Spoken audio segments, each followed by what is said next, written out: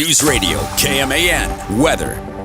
Right now in Manhattan, 27 degrees with the wind chill putting it at 20, wind out of the northwest at around 6 miles an hour with partly cloudy skies. Tonight, clear in a low around 16 with little to no wind as we head to tomorrow. Sunny in a high near 47. Tomorrow night, mostly clear in a low around 25. Continuing to heat up on Wednesday, sunny with a high near 51. Moving to New Year's Day, partly sunny in a high near 43. Wildcat Insider is next on News Radio KMAN. KMAN Daily Weather is presented by Fox Business Systems. How much does downtime cost you and your business? Don't let another second go by. Call Fox Business Systems at 776-1452. The following is an exclusive presentation of News Radio KMAN, your home for K-State athletics. This is Wildcat Insider with the Mercury sports editor Tim Everson and KMAN sports director Mitch Fortner.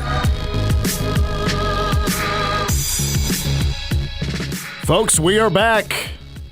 After a week off last week, well, at least I'm back, and Cole's back.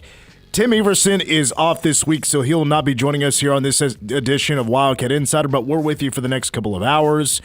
As later on tonight, we'll have coverage of Monday Night Football, LA Rams and the Atlanta Falcons, Chiefs Kingdom at 11 o'clock. Have we heard yet, Cole, what day this Raiders game is going to be? Does it matter? It's Sunday. Sunday evening. Or not evening, but Sunday afternoon. Afternoon game in Vegas. Yep. Cool. Well, super excited for it. We're with you today and tomorrow, and then rest of the week off. We're going to play a lot of the college football playoff. We're going to actually have every single college football playoff game this week here on KMAN, including a triple header on Thursday, January 1st, 2026, and a lot of bowl game coverage as well the rest of this week. Welcome to Wildcat Insider. Mitch Fortner, Cole Dutchendorf. And we're going to have a couple of guests on today. As again, we will not have a show for a second Wednesday in a row, so K-State Online is today. The voice of the Wildcats, Wyatt Thompson, going to be joining us coming up at 5:10. Of course, talk some men's basketball, talk obviously some moves with Collin Klein and making some hires in the certainly, pretty much the defensive side of the football, pretty much done now. And but we got a lot to talk about here on today's show. But We are pleased to have you with us today here on News Radio KMAN. If you miss any of the show, check out the podcast. Just search for The Game on 1350 KMAN on wherever you listen to your podcast. That does include Spotify, and we are streaming live on YouTube. And if you don't mind, hit that subscribe button so hopefully one day I can afford concert tickets again because those things are still through the roof. Or if you like Chiefs tickets in the year 2031. Sure. Start saving now. Yes. Yeah. No time like the present. I like to give gifts as like experiences, not so much things. I'm not a big fan of as gifts giving things. I like to give experiences. Concert tickets is one of those things, and I've definitely been doing that lately, and didn't do it this year. And I see old Stevie Nicks is going to be in Oklahoma in April. I thought that'd be a good one to go to. $400. Yeah, it's a little bit of a chunk of change. So maybe one day, but hit that subscribe button and we'll see what we can do about that. We ready to go with our first guest? We are. Well, guys, it's Monday. And you know what that means. AEW Dynamite is not until Wednesday, but folks, we have a new AEW World Champion for the second time. He's only 29 years old. MJF, Maxwell Jacob Friedman, is our world champion. He won it at World's End on Saturday, and of course, another phenomenal pay-per-view put on by the good folks at AEW. They will be in Omaha, Nebraska on Wednesday for Dynamite. And by the way, Nebraska, not a bad place to go out and about on the town, and it will be New Year's Eve. Did you decide? Are you dabbling? You heading up? We are not going. We have made the decision to stay home this year. That's fair. Last year they were in Omaha, and it was a blizzard. I mean, it's just the wind was crazy. Was going to go up there. Didn't do it. Didn't want to get, blown off the road or anything like that. Wasn't exactly snow heavy. It was just crazy, like 60-mile-per-hour wind gusts. All right, we are ready to go. This week joining us, Mason Voth from K-State Online. Mason, we appreciate you joining us on a Monday, out of schedule, out of the routine. But what was the big gift that you gave this year that you were the most proud of? I think the gift that I was most proud of this year, or excited to see one of my kids' reactions to, was our oldest got a Buzz Lightyear that very closely resembles and acts like the one in all the Toy Story movies. So I figured she would be pretty excited about that. So that was the one that I was pretty excited just to be able to give to her on Christmas morning to see how she handled it. That's interesting because, first of all, you have daughters, and I don't really assume a Buzz Lightyear action figure to be a girl toy, if you know what I mean. But she's just a fan of the movies. She loves her some Toy Story, all of them. So we got her the Buzz, and one of her uncles got her Jessie, the cowgirl, then like a couple days later. So she's got Buzz and Jessie now, which are easily her two favorite characters from the movie. But no Woody. No, you know what? Kind of overrated, and if we're being honest here, kind of a B word. Wow. Did you know? So the Woody figures, when you pull the string on it used to come, had the string on the back like in the actual toy in the movies, and you pull the string, Woody talks, but the actual toy you could buy, it's actually not voiced by Tom Hanks. It's Tom Hanks' brother that did all the voice work. I think that I maybe had seen or heard that for like use in like video games or other offshoot Toy Story things. It's just like for me, growing up, I spent the first chunk of my life thinking that Patrick Warburton was the voice of Buzz Lightyear because I would watch the animated Buzz Lightyear Star Command series, and Patrick Warburton did the voice of Buzz instead of Tim Allen. What did Bailey get you? She got me some golf balls, some new Pro V1s with a picture of our old dog Mitzi's face on the side of them. Oh, no. What happened? A nice sentimental and useful gift. Mitzi pass away? Yeah, we had to say goodbye to her in November. Oh, I didn't know that. I'm sorry to hear that. Yeah, it was not an easy time for the Voth house. Still not easy when I think about it. Well, here comes the flawless transition into K-State sports. It wasn't necessarily an easy time, I suppose, watching K-State men's basketball yesterday beat Louisiana Monroe, the Warhawks, beat them 94-85, where K-State didn't lead for pretty much the first 13 minutes of the game, and the Cats nearly relinquished a 20-point lead in the second half. And it was, it was about 24 hours ago, Mason, that you put out an article titled, "What We Learned, Ugly Non-Conference Finish Emphasizes the Truth About Kansas State." You want to go into a little bit of detail on what you mean by that and where you currently stand on the Cats? Well, so there are some people that over at KSO certainly had some dissenting opinions to my stance on that. They thought that I was being too harsh or whatever. But really, the purpose of that was to more for me than anything, or anybody that's in a position like me, to where the last two seasons I've let myself get suckered into the belief in the thing about, hey, this team's turning the corner. They're going to put together this fight. They're going to be able to get this thing moving and find their way to the NCAA tournament. But this season has been a microcosm. The game was a microcosm of everything we had seen in the past 2 years that would tell us, no, this team isn't going to make the NCAA tournament, because when you lose at home to Bowling Green and you look lifeless against Seton Hall, what should have been a clear bounce-back game, and you struggle with one of the worst teams in college basketball this season, everything that we have seen would indicate to us this team is going to continue to have a number of speed bumps this season, and it's not going to be enough to overcome the product that they've done in this 9-4 start to put themselves in the NCAA tournament. So I'm settling in and setting the expectation for a lot of what we saw last year. There is going to be a couple of good wins, a really good stretch somewhere in there, but ultimately they're going to have too much that goes against them and they're going to ultimately probably come up 3 games short of what they would have needed to make the NCAA tournament.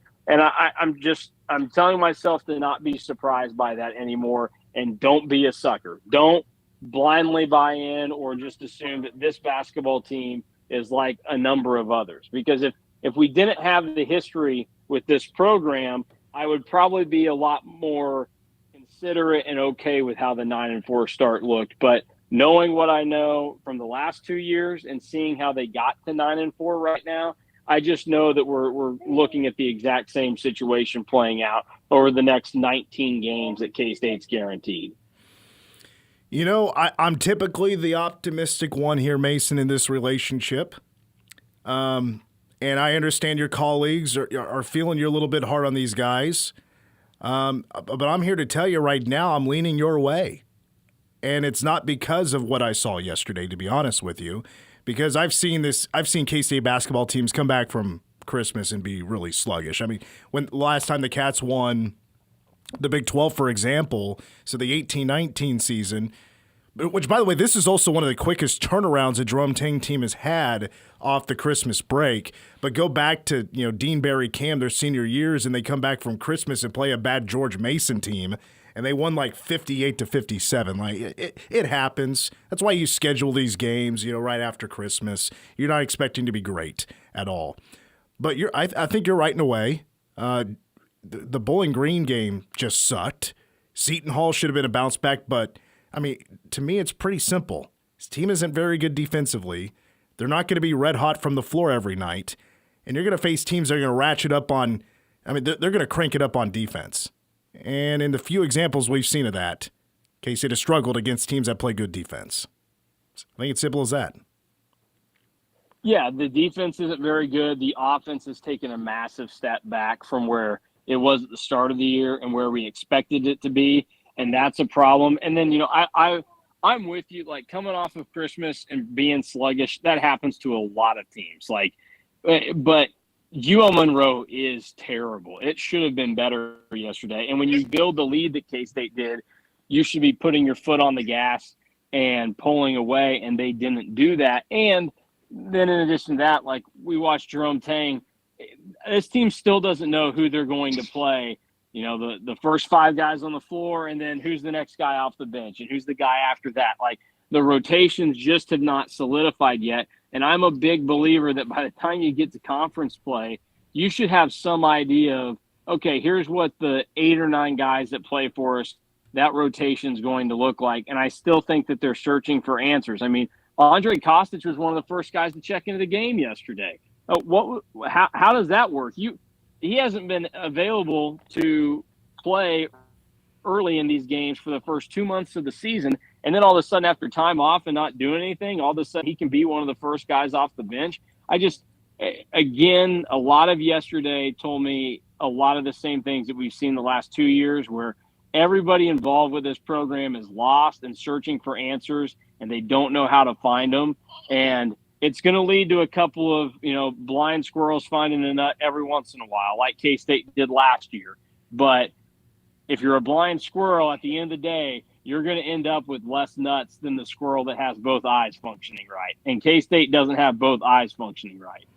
Interesting analogy, as always. Here's my response to that, and this is just based on what I saw sitting courtside, just being the observant one like I normally am. Pre-game. These guys were not taking pregame seriously. I think they rolled in and felt like this was going to be an easy day at the office, which it should have been, and I agree with you. It should have been an easy day at the office. It's light work. Half the office if it isn't even there because you're still on a Christmas break, and you should just roll in, do your work, and get out. I mean, guys are screwing around during warmups. PJ Haggerty, literally like 25 minutes before tip-off, just decides to walk away from warming up with the team and sign autographs and take pictures. Like, I was a little baffled by that. I don't think I'd ever seen that before. So I hope there's like some sort of blessing in disguise with all that. I think Jerome Tang bringing on Andre Kostic with the line change, I think that was simply a message to the starting 5 who came out just not invested. There's no attitude. There was no juice. There was nothing in that first 2 or 3 minutes of the game, And Jerome Tang, when he put the starting 5 back into the game, he looked at all of them and said, this group just gave up just 1 point. They gave up 1 point, and then he put them back into the game. I think it was just nothing but more than just sending a message to that group of guys that they need to pick it up. Yeah, and I agree with that, and I understand it. The only thing then that I would counter off of that, and this isn't really against you, but I think it highlights what I'm saying is, if you are sending a message there to those first 5 guys on the floor, Andre Kostic, it felt like a message had been being sent to him the first however many games of the season that something he wasn't doing was right. There was no time to correct what he was doing wrong because you weren't practicing and you weren't together as a team.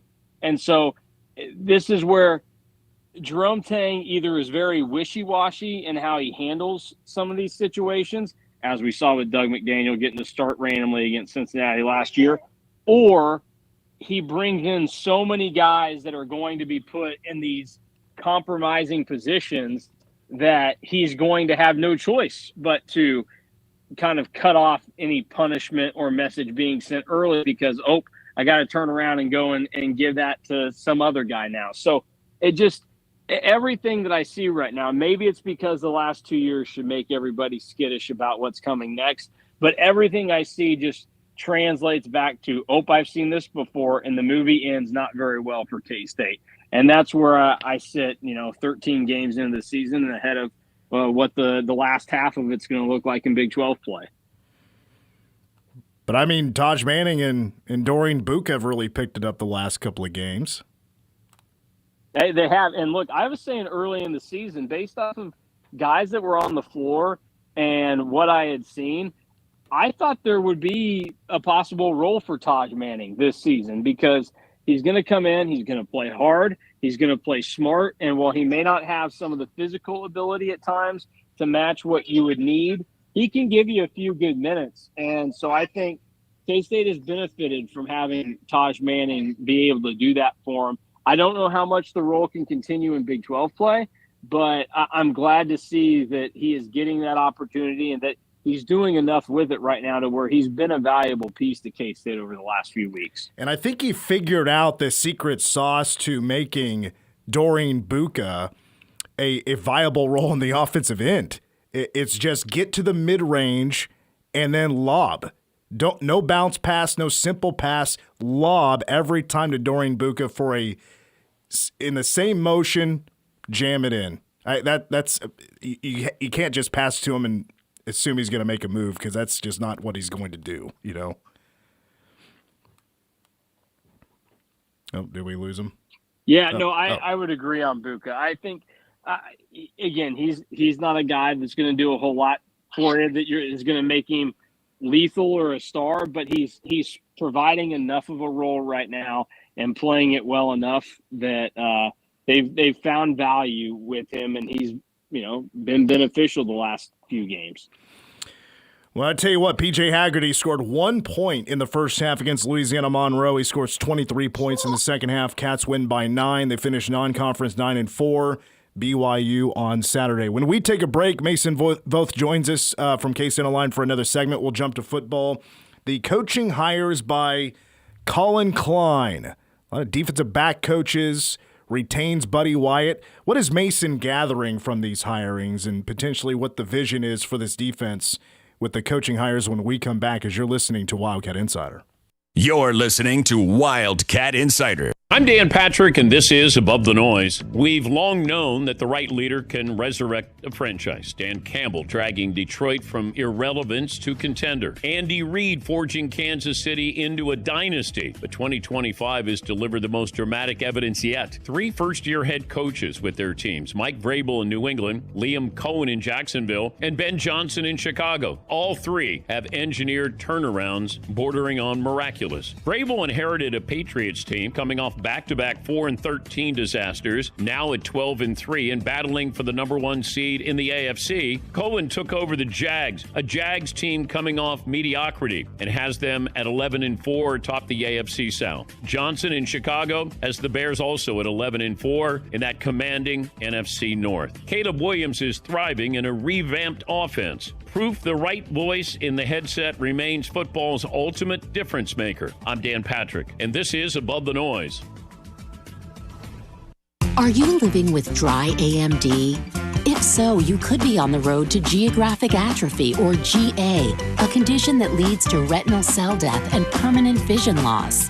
But with Izervay, you can slow it down and get it going slower. Izervay slows GA progression by targeting a key source of retinal cell death, which may help preserve your vision longer. Izervay, or Avastin Capted Pagel, is a prescription eye injection used to treat GA. Don't take it if you have an infection or active swelling in or around your eye. Izervay can cause eye infection, retinal detachment, or increased risk of wet AMD. Izervay may temporarily increase eye pressure. Your vision may be impaired after an eye injection or exam. Don't delay.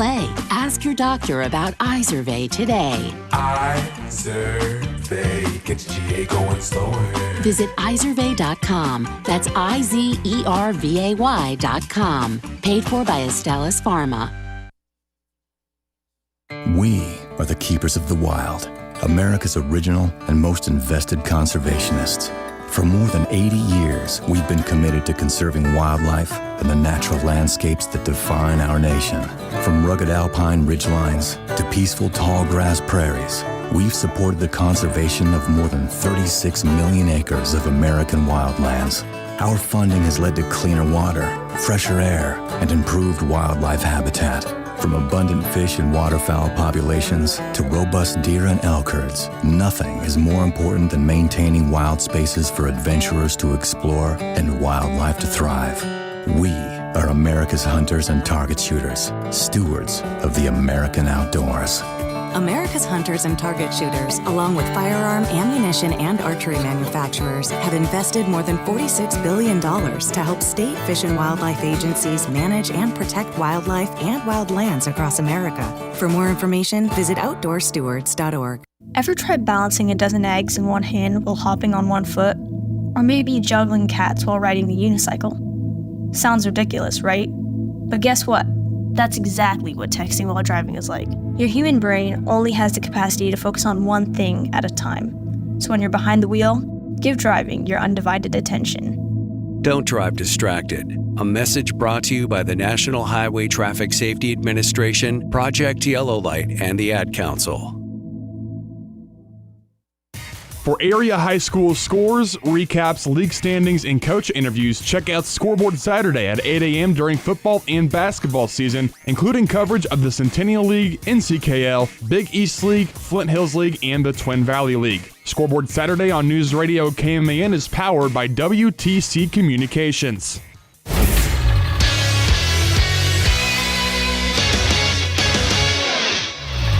I'm Cole Deschendorf with the Wildcat Insider Sports Update brought to you by Bottle Cap Sports Bar. After a 5-day holiday break, K-State men's basketball finished non-conference play on Sunday in Bramlage with a 94-85 win over Louisiana Monroe. PJ Haggerty scored 23 of his team-high 24 points in the second half. Haggerty and Coach Jerome Tang discussed after the game Haggerty's ups and downs. If he was 10 for 11 in the first half, I wouldn't have told him anything different. It's just the percentages, pay off. I thought he pressed a little bit. I thought missed some shots that he would normally have made, and just the rust of coming back and playing. But he did what all Americans do. He stepped it up in the second half. 9-4 K-State begins the new year with the first of consecutive top 10 matchups as they welcome number 10 BYU to Bramlage Coliseum on Saturday, January 3rd in the Big 12 opener, with tip set for 12:30 and Power Cat game day at 10:30 in the morning. Kansas State football experienced more comings and goings over the Christmas holiday. Sophomore cornerback Donovan McIntosh announced that he would be staying with the program after reports surfaced that he was leaving, while sophomore defensive lineman Chidi Obiizor and senior defensive back Daniel Cobbs plan to enter the portal. With those two expected entrants into the portal, the Wildcats have 21 players reported to be portal bound.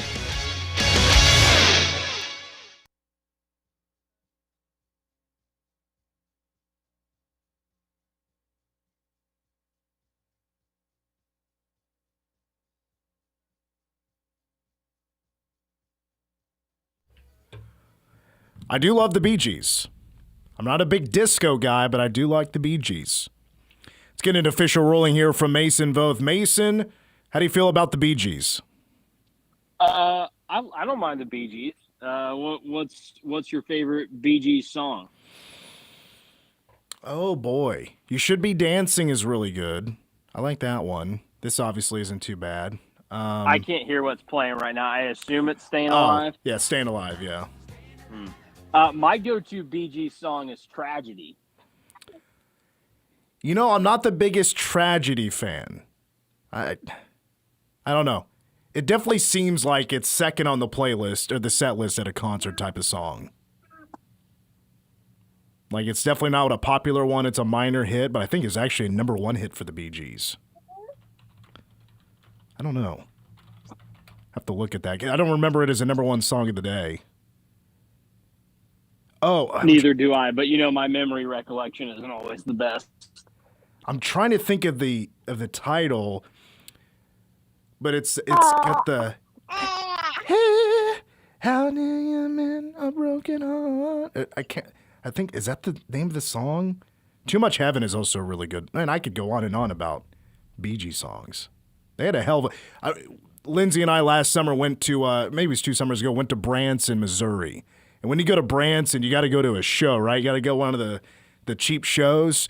And we saw 3 guys in their 20s perform Bee Gees songs for 2 hours. It's kind of fire, I can't lie. Heck yeah.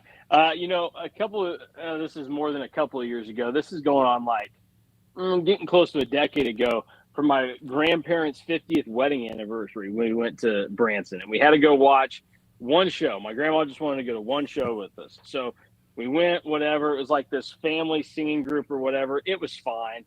Never thought that I'd think anything of them again. And then last year, my dad, brother, and my grandpa, who was a part of that 50th wedding anniversary, went to Royals opening day, and that family sang the national anthem at Kauffman Stadium. And I was like, holy cow. What a deal that is. Full circle moment. Yeah. Yeah. So, you never know what you're going to get when you go to Branson. Sometimes it's a lifelong connection to a family musical act. I think I have an official ruling on my favorite Bee Gees song. I have to go with Too Much Heaven. And I love the chorus. And if I may, I'm going to do a little Barry Gibb here. It goes, nobody gets too much heaven no more. I just like that. Just hits. I don't think I'm familiar with that one, to be honest. It's a good one. You have to play that. Maybe it's all Bee Gees songs today. I like it. I don't think there's any anniversary. We're just going to do Bee Gees songs today. I like it. All right. Back with Mason Voth from K-State Online, joining us here for one more segment. By the way, speaking of football, I know this tweet came out a couple of hours ago, but I'm just seeing it now for the first time.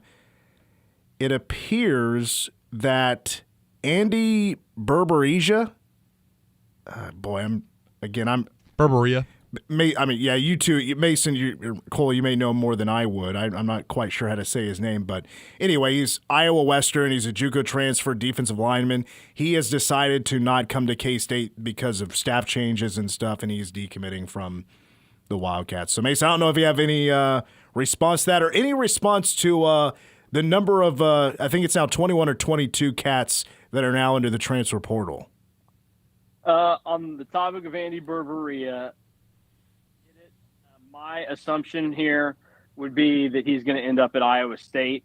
Maybe he's gotten a better opportunity that is above, these Big 12 programs. But he was originally committed to Washington State, where Jimmy Rogers. Then he commits to K-State, flips on signing day to move up to a Big 12 program. And then a day or two later, Jimmy Rogers gets the Iowa State job.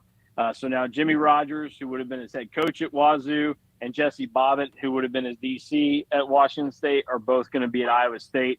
I would guess that he doesn't have to leave the state. He ends up at Iowa State. Unfortunate for K-State, but, you chalk it up to the game, and that's how this stuff goes. And am I reading this right? Because Quay Moss just put out a video not long ago basically saying, it's a lot of his K-State highlights. Are we assuming he's going to pull his name out of the portal and stick with K-State?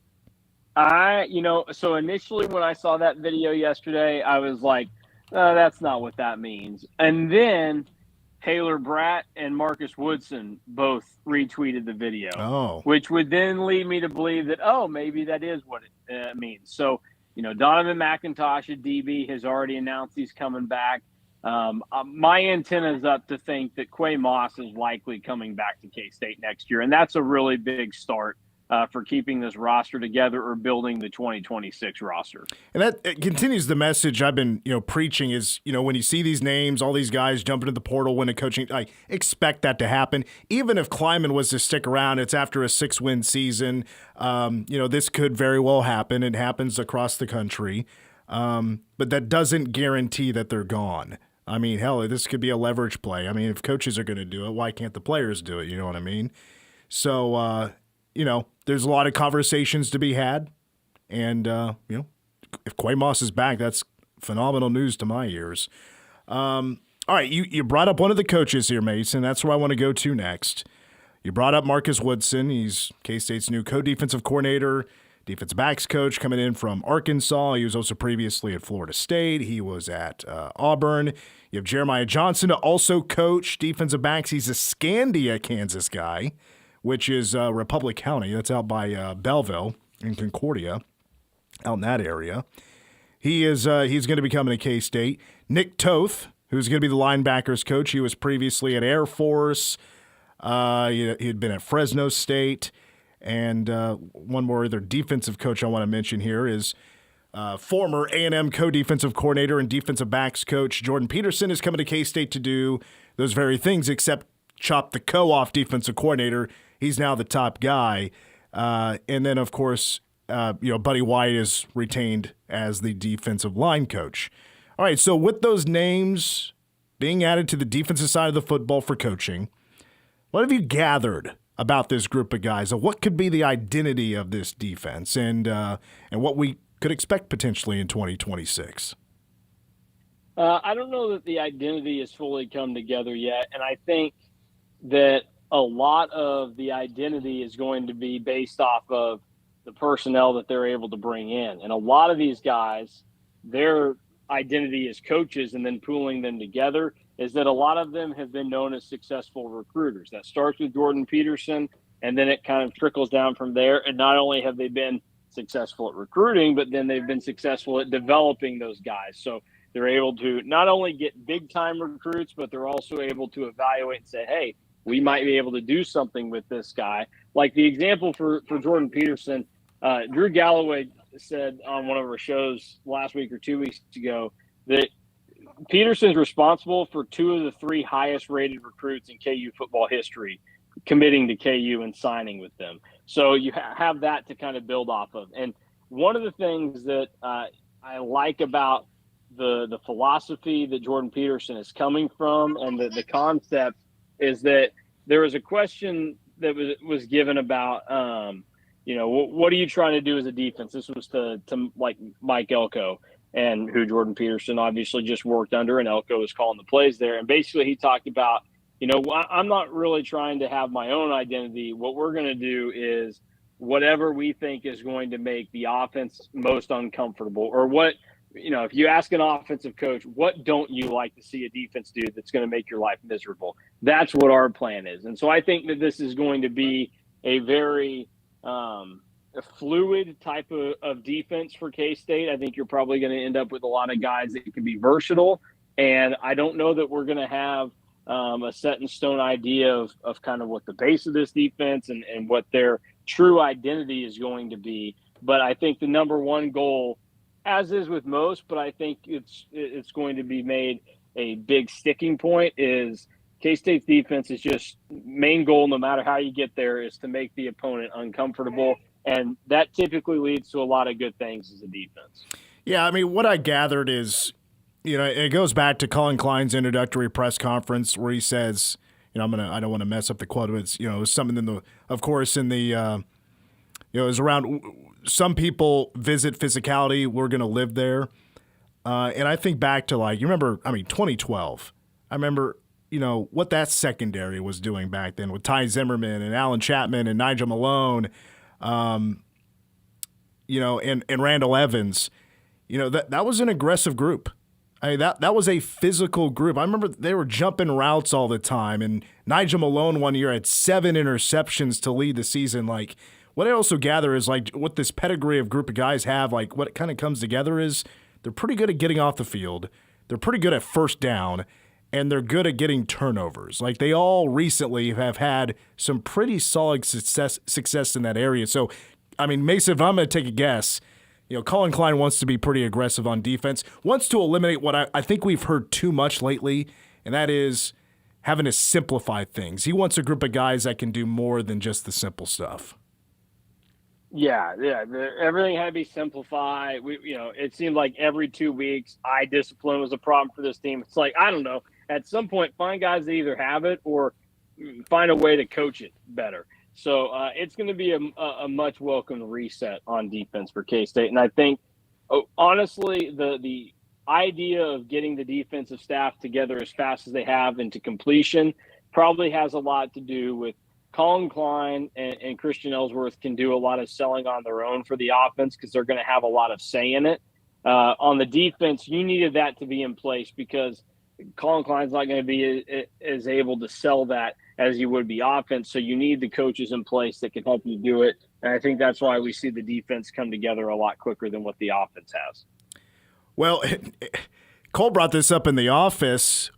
We're going to talk to Christian Ellsworth on the show tomorrow. He looks like he's freshly out of high school. Like am I wrong on this? He looks really, really young. I think he's 20? He's my age. Yeah. We were freshmen in college at the same time because his freshman year at Northern Iowa he played the 2016 football season, which that was my first year at K-State. So he's the exact same age as me. How old are you? 27. I'll turn 28 in April. God, so young. Cole's 21. 20. Oh yeah, you just had a birthday, didn't you? Mm-hmm. Well, congratulations. When's your birthday, Mason? April. Final Four time. Yeah, I know. Every once in a while, national championship on my birthday. It's fun. One more thought here before I let you go. Everybody wants to know, all right, so who is K-State going to pick up in the transfer portal, things like that? Is there anything you want to share on the On3 front, on any intel, anything that any crumbs you could put out there for us on who could potentially be coming Cats? Nothing crazy at the moment. Right now it's a lot of, hey, this guy might have some kind of connection to the area or to K-State or to one of these coaches.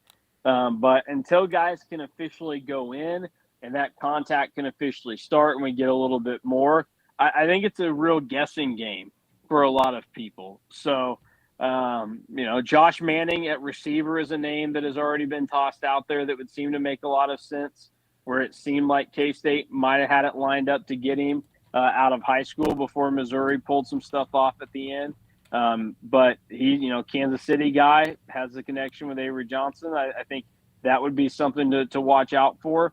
But I would imagine rather quickly from when the portal opens, we'll start to get an idea of how K-State's trying to build this thing out. So anybody you see right now that has been productive or has high potential from the area or has some connection to one of these coaches, put them on your board and see what happens if you're a K-State fan and see if K-State can get involved and make it happen. Because as you mentioned with the number of guys in the portal, K-State has no shortage of needs right now. So they can take anybody and everybody that can make their team better. Who are you taking in the CFP quarterfinals? I think Tech is going to beat Oregon. And from there, I have a sneaking suspicion that Alabama is going to beat Indiana. I just, for whatever reason, I have a hard time buying it. And then who's Ohio State play? They play Miami. I think they'll probably obliterate Miami, even though I know Ohio State's got some changes. They lost their offensive coordinator and all this other stuff. I just don't think Miami's very good. And then the last game is Ole Miss and Georgia. I don't care. I think those are two pretty mediocre teams. I think Georgia probably wins just because Ole Miss doesn't have a real coach. I can get back to whatever I got to do that day because I think Georgia Ole Miss is the last game on the 1st, and all the other games are going to be played before. So yeah, I don't think I could care less. Yeah, that's good for everybody to get back in bed and get ready to go back to work after the holiday layoff. Is Kyle Whittingham a safe hire for Michigan? No. When you get a coach that is that old and was starting to get burnt out at the last location he was at and is already kind of a made man in college football, I like Kyle Whittingham. I think it's probably the best move that Michigan can make in the moment, and there's a chance it works out and Kyle Whittingham's won a national championship sometime in the next 5 years. No, but I meant, like safe from like not pulling a Sharon Moore. Well, Safe. yeah, you're safe from Kyle Whittingham doing like not morally correct things with staff members, and then also legally correct things with staff members and women. So I don't think you have to worry about that for Kyle Whittingham. In terms of how it pays off on the football field, I don't think it's a guarantee that it's a safe move. But happy for Kyle Whittingham that he doesn't have to wear that Under Armour garbage anymore. Yeah, I think this is just a temporary deal. I don't think this is going to be a second Kirk Cignetti in the Big Ten situation. Although I think he'll win some games, but I don't think it's going to be a natty or anything. I do believe. Go ahead. Michigan's problem has been that they haven't been able to get legit quarterbacks over the last 10 years. Kind of has been Kyle Whittingham's problem at Utah. Cam Rising was barely hanging themselves together, and then the second he went out, it's like, ooh, quarterback's kind of the weak spot for this team. So it's a scary match made in heaven if you're a Michigan fan right now. All right, Mason, appreciate you adjusting for us and coming to us on a Monday. Hope you have a great New Year, and can't wait to hear what your New Year's resolution is. I don't make New Year's resolutions. I'm me. I'm the same guy every day. Yeah, that shocks me. All right, Mason, we'll let you go. See you later. Yep, we'll see you Saturday. All right, Mason Voth from K-State Online. Yep, Saturday. You all know what Saturday is, right? Biggest game in K-State men's basketball history. Oh, I was thinking Carolina Panthers, Tampa Bay Buccaneers. Yeah, it's a number 10 BYU coming to town. Power Keg game day, 10:30 in the morning. I'll be with you right here where I'm sitting right now, 10:30 in the morning on Saturday, getting a breakdown on the Cats and Cougs. By the way, you talked about Mr. Whittingham taking that Michigan job. I believe on his Instagram followers, there were some paltry accounts that old Sharon was following. I believe Kyle's only following females that are his family members. So they're safe from that side of it at least. Go take a squeegee to those social media accounts. He probably doesn't have anything. He probably doesn't even post on Instagram. No chance. I mean, he's 66. Yeah, that's a little past the Instagram prime, I believe. All right, maybe we got to watch out for TikTok or something. We'll take a break. When we come back, last week in the Big 12 after these words.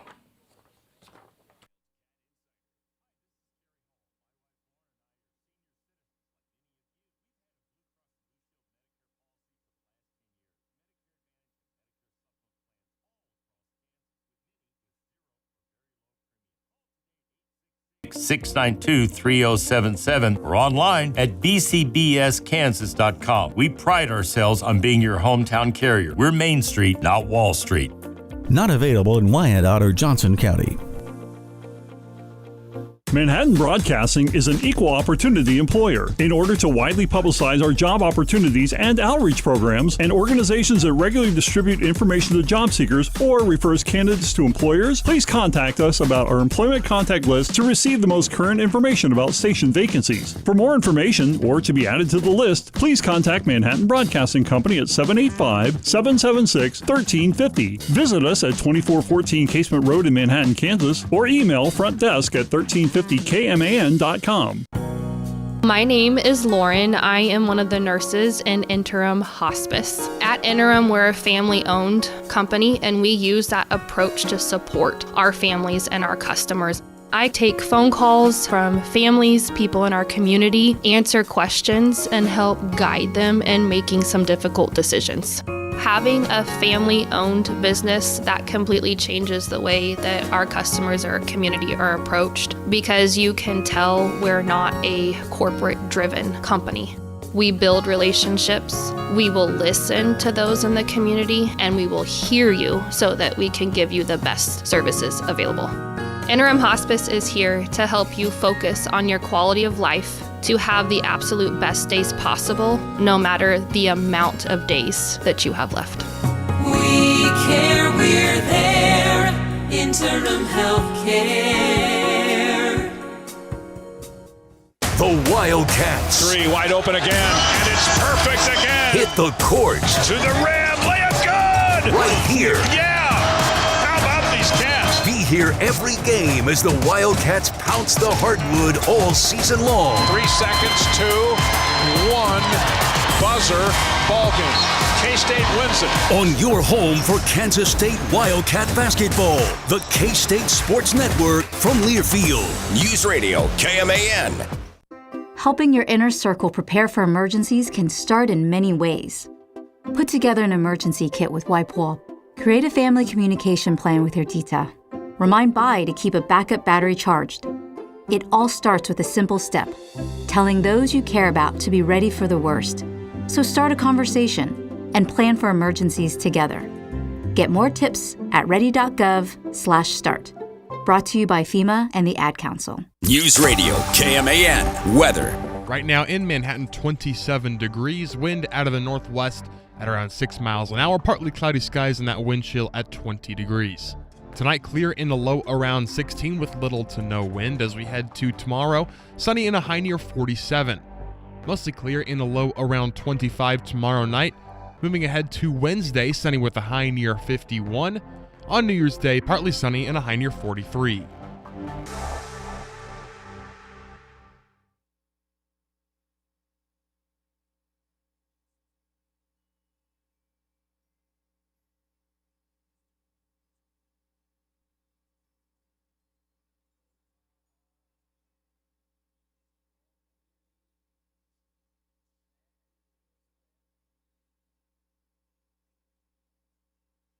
Oh man, this is this before Disco Bee Gees?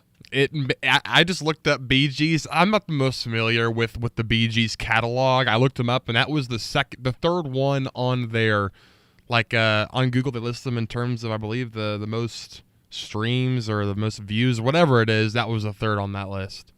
Or I guess it might have been seventh. Is this Massachusetts? This is Don't Forget to Remember. Okay. I don't know much about the Bee Gees before they went disco and got cool.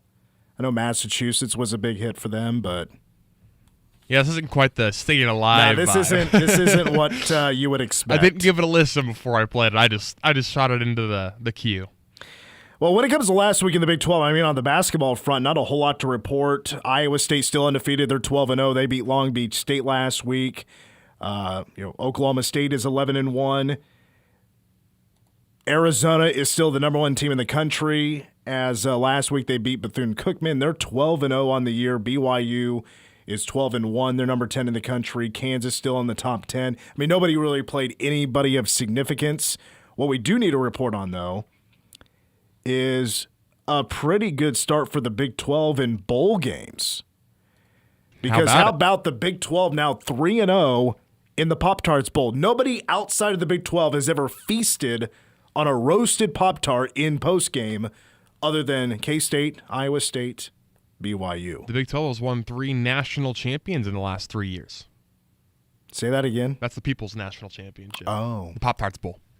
Everyone knows. It'll be, you know how they do the bowl affiliations, like for the quarterfinals and semifinals. Eventually, the national championship will be the Pop-Tarts Bowl. Pop-Tarts Bowl, they're amazing. It's fantastic. I still stand by this. The Pop-Tarts Bowl is the only bowl I've ever seen where a staffer from the bowl game, they handed Coach Kleiman a Miller Lite after the game. Just like, here, Coach, you want a beer? I was like, this is my bowl game. Did you see this is my bowl game? Kalani Sitake destroy a Pop-Tart in literally like half a second. He ate the entire thing. Not really a shocker. He seems like demolished. It's the fastest I mean, we're talking Joey Chestnut levels of speed with food. No, I did not see that. I was impressed. I did see a Pop-Tart jump off the toaster, I which saw was that a little crazy. People thought it was because they were poking fun at Notre Dame opting out of the bowl game. Oh, yeah. I couldn't read the signs that they were holding up. I don't know if they were taking a It wasn't anything crazy, Hey. like explicit, just people were saying that might be what it meant deep down. But I loved the Ring of Honor. Yeah. They started their own Ring of Honor for Pop-Tarts that got The gold jackets, too, for the fallen Pop-Tarts. It was fantastic. Well, and then the reveal of the Pop-Tart mascots. When they run out, they're in the silver package. They're in the astronaut blanket type looking things, silver shiny. And then the way they wave, it's so well done. Like, they find the most energetic mascots that they can find to step into those suits and just be wacky and be Those fun. marketing directors of the Pop-Tarts Bowl need some raises ASAP. Don't tell me bowl season isn't special anymore. And when you got the Pop-Tarts Bowl stepping up like that, the Texas Bowl, it was a great game. Now, there's nothing special around it other than maybe like a little rodeo or something, but nobody really cares about that. It's not on the level of the Pop-Tarts Bowl. But I'll give a shout out to Connor Wegman, who threw for 4 touchdowns and a comeback win for Houston to beat LSU. And I'm not sure what Houston is dealing with, that they're dealing with a bunch of portal stuff or anything like that. I'm not quite aware. But Houston did win. LSU loses again with having a new head coach in the booth on TV. And they lose to a Big 12 team in the Texas Bowl, 38-35, that final score. So Houston, a couple of notes here. BYU, as we go to break and finish hour one of Wildcat Insider, BYU, they won 12 games this year for the first time since 2001, and it's for the 5th time in program history. Houston, 6 wins better than last year for Willie Fritz. They were pretty solid. They were better than I thought they were going to be. And they got 5, certainly this year, but now they got 5 stars coming in. I mean, Houston could be preseason ranked top 25 next year. We're going to take a timeout. That's going to wrap up hour number 1 of Wildcat Insider. The voice of the Cats, Wyatt Thompson, will join us coming up next, plus more on Collin Klein's staff that he has built so far, and more still to come. Hour 2, Wildcat Insider, coming up next. Whether it's game day or a night out with great live music, Bottle Cap Sports Bar delivers the atmosphere you're looking for. It's Manhattan's go-to spot for catching every Wildcats or Chiefs game and enjoying live music that plays the songs you actually know. Come early for a good seat, great music, and cold drinks served up right. Stay in the loop. Check out their Facebook page for the full schedule of events.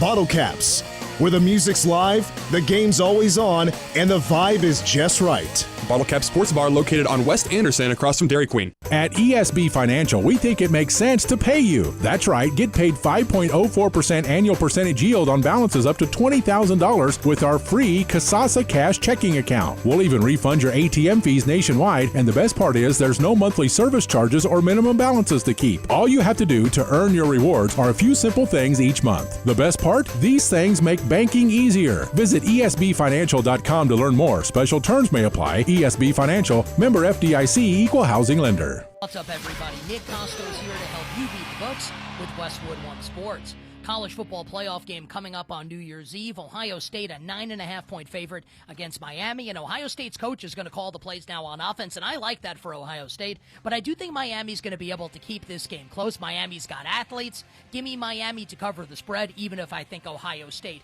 will win. Bet smarter and beat the books. Download the BetMGM app today.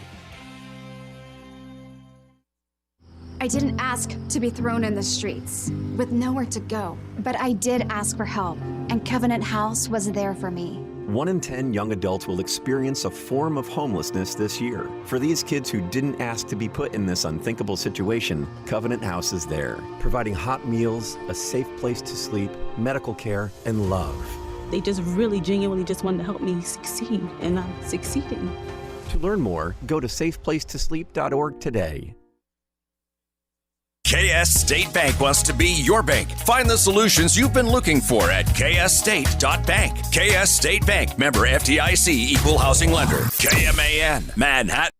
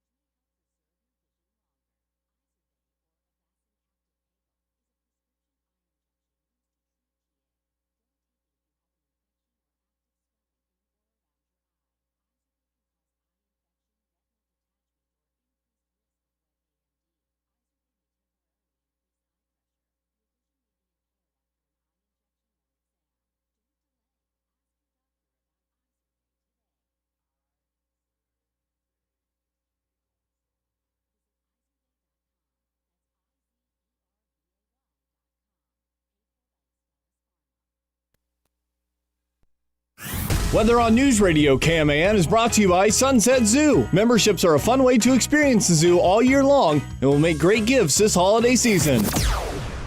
News Radio KMAN weather.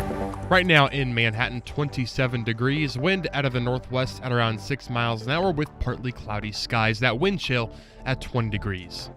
Tonight, clear in a low around 16 with little to no wind as we head to tomorrow, sunny with a high near 47. Tomorrow night, mostly clear in a low around 25, continuing to heat up a little bit on Wednesday with sunny skies and a high near 51. On New Year's Day, partly sunny and a high near 43.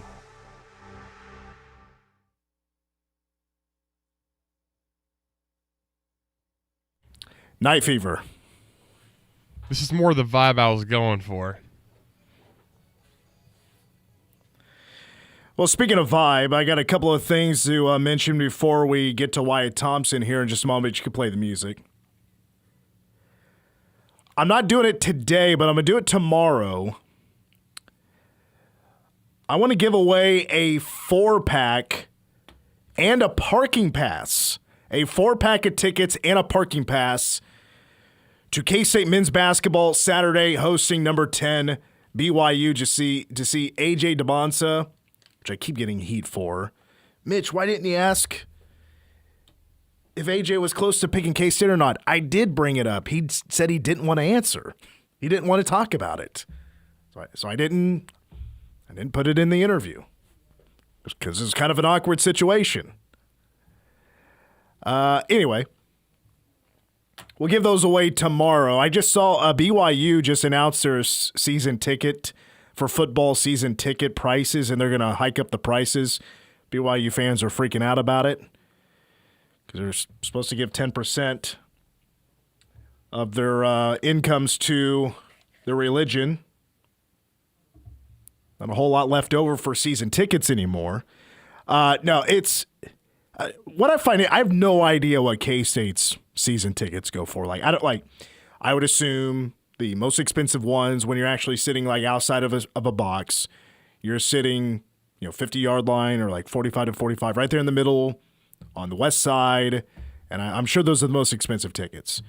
BYU is a little bit different. It's behind the BYU bench, but if you know Lavelle Edwards Stadium, the BYU bench is on the east side of the stadium. The most expensive seats are behind the BYU bench, but what's interesting about that is that you don't face the mountains. I believe that's how this stadium is structured. The layout, if the most expensive seats don't get to see the mountains. Yes, you're there for the game, but when you're going to BYU, especially I think as a visiting fan, you want to have a seat where you can see the mountains, you get the backdrop and all that stuff. No, the actual cheaper seats are on that other side of the stadium where you see the mountains. So, and by the way, the most expensive ticket for a BYU season ticket, $4,470. So I don't know again if that's more, how much more expensive is in K-State, if it's a lot more expensive, but that's not actually in a box or anything like that. It's a part of the Prime East Club, which I'm sure they could go inside and get some treats or whatever, but that's for an actual seat with the people there in the stadium. All right, it is hour 2 of Wildcat Insider, as we'll be joined by the voice of the Wildcats, Wyatt Thompson, plus more on Collin Klein and the staff he is building for the defense. And this week in the Big 12 as well as, of course, 11 a.m., Orange Bowl, Texas Tech. They got the first round bye. They'll be taking on the Oregon Ducks.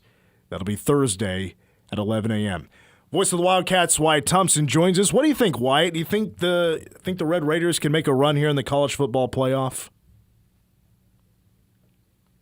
It's good to be on with you, and happy holidays. But I do worry from this perspective if you're trying to root for the Big 12. I do think it's an advantage that Oregon has already played a game in this format. Do you agree with that? Yeah, a little bit. It's in the back of my mind for sure. Yeah, for sure. I do think playing at Texas Tech, and you know this, is extremely hard. No question about that. The place will be pumped. It'll be rocking. But they have been off for a while. Will they still have that, defensive edge? As an example, they're going to have to get good quarterback play. That young man is a solid player. But usually when you hear people talk about the Big 12, and the best quarterbacks in the league. Do you hear him mentioned very much? He needs to play well, and they need to run the ball. If they do that some, I think they'll be a hard out, not only this weekend, but moving forward. Yeah, the star of the show for Texas Tech has been it's the defense, right? It's Jacob Rodriguez, and if you were to point out somebody on the offensive side, I mean, probably one of the running backs, maybe Dickey would be the star. But yeah, Baron Morton is underrated. Yeah, and I'm not saying he's not a good player. I think he is a really quality player who has a lot of experience, does a really good job running their club. I think that's an undervalued thing when people evaluate quarterbacks. Yeah, you're going to look at I'm getting ready to do that, Tony, the Tiger Bowl in El Paso here in a couple of days. Darian Mensah, the quarterback at Duke, is 30-5 touchdowns to interception rate. That's exceptional, right? Those are the kind of things you look at. You look at the completion percentage and many, many other things. This guy doesn't wow you with all of that, but I love the way he runs the game, and their scheme is good. They're probably, again, I think they're a real pretty high-level offense, but very few people talk about that because they're talking about that defense, and rightfully so. You know, I heard somebody talk about this the other day, and I thought it was a good point, and I'm not a fan of it either. I don't like these teams that have a bye in the college football playoff. I mean, they're all playing for conference championships for the most part, but like a team like Texas Tech, they're going to be off for 3.5, almost 4 weeks before they play their first game to fight for a national championship. I think, especially with playing a team that has played in the last week, that, yeah, I'm with you. That's where I think about the disadvantage there of not playing. It's been a long time since Tech has played football. Well, that is a long time. And you think about, like, K-State, maybe a wrong example here, but think how long ago it was when K-State started camp. It was July. We're almost to knock on January 1 of 2026 here. So it's a long, long haul, and to be off almost a month of that doesn't really seem all that possible. But I'm very anxious to see how this plays out because I do like the 8 that remain. There's a lot to like, let's say it that way, and I think we're in for some good games after, that first round. We had a couple of blowouts. I think we were all expecting it, or at least most of us were, and that's unfortunate. I think you have to give a group of 5 a chance, but I don't know that they need to have 2 in, and I think that was a mistake. But these 8 are pretty salty. Wow, one more Tech question for you. Do you think it's fair how it's been framed? Tech has bought their team. When you look at the NIL prowess of a lot of these, Oregon, for example, they're playing. Oregon's got a little bit they got some deep pockets out there in Oregon. You look at, Ohio State. A lot of these teams have poured in a ton of money into these football rosters. It's not just Texas Tech, but Texas Tech, that's the only one that gets talked about like that. I think it's a really good question, Cole, to be honest with you, and I think all you have to do is reflect back to last year. I don't think the money spent on the football roster from a year ago with Ohio State and Texas Tech this year is much different. I don't know that they should be, and maybe they're not as much, maybe more so in our area where we're Big 12 country, but I don't think people in L.A. or in New Jersey are sitting there going, man, those people could spend more than $30 million on their football budget. Does that mean they care and it's a story because they're Tech and not Ohio State? To me, that's more the question because people are used to Ohio State, playing for titles. Now, you said you're in El Paso for the Sun Bowl. Remind me who's playing in that game? I actually leave tomorrow morning, but it will be – and I love the matchup. It's Arizona State and Duke. What do you think of that one? Well, you got last year's Big 12 champion versus this year's ACC champion. Duke's the reason why, right? That the ACC didn't get a team in the college football playoff other than Miami, or didn't get a conference champion that didn't get more teams or whatever it is, or no, it's a 2 group of 5s. It's the reason they got 2 group of 5s in. It's because the ACC their best team didn't get a conference champion. And you get into that tiebreaker thing. They basically went to the ACC championship game with Virginia on a 5-way tiebreaker. That's right. We almost had something like that a year ago in the Big 12, of course, and that's the thing that a lot of people are debating now.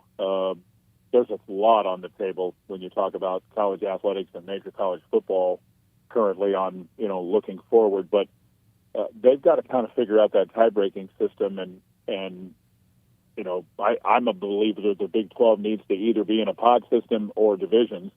Don't know that it's ever going to happen or happen quickly, but for that reason, or you just do away, and this is a real possibility too, maybe you do away with the title games now. What do you think of that?